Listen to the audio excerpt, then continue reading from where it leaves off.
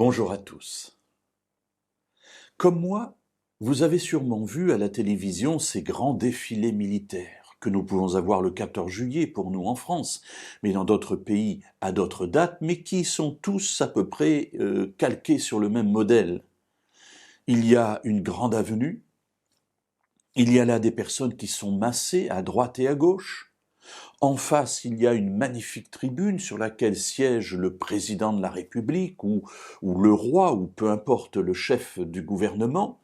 Et là vont défiler devant eux, toutes les forces armées.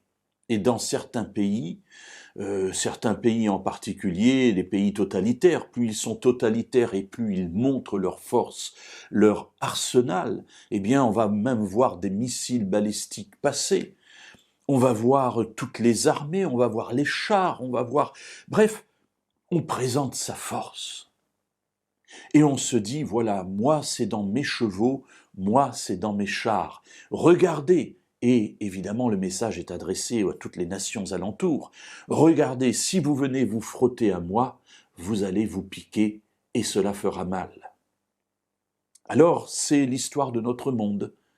Depuis les origines jusqu'à nos jours, l'homme a toujours montré ses muscles pour faire peur à son voisin et parfois même pour aller le dévorer.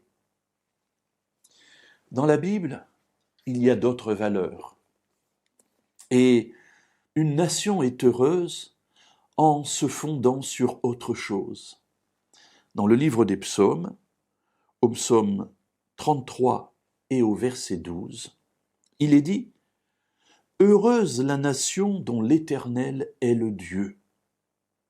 Heureux le peuple qu'il a choisi pour son héritage. » Alors mes amis, ici bien sûr, premièrement, ce passage parle du peuple d'Israël.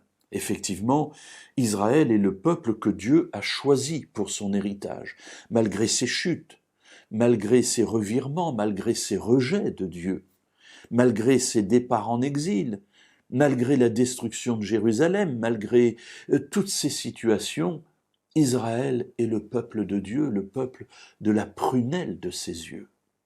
Et il reste jusqu'à ce jour un témoin de l'amour de Dieu et de sa fidélité. Mais au-delà du peuple d'Israël, je pense que l'on peut réfléchir, alors non plus en tant que nation, parce qu'il n'y a aucune nation qui se prévale à l'heure actuelle d'avoir Dieu comme maître. Mais on peut réfléchir à cela aussi au niveau familial, au niveau personnel. Heureuse la nation dont l'Éternel est le Dieu, c'est-à-dire je suis heureux lorsque je comprends et lorsque j'accepte que Dieu soit le maître de ma vie. Que Dieu soit celui qui soit mon défenseur. Que je ne me retranche pas derrière ma puissance, mon argent, ma force, mes pistolets et mes mitraillettes, mais je me mets derrière mon Dieu parce que c'est lui qui va me représenter, c'est lui qui sera mon défenseur.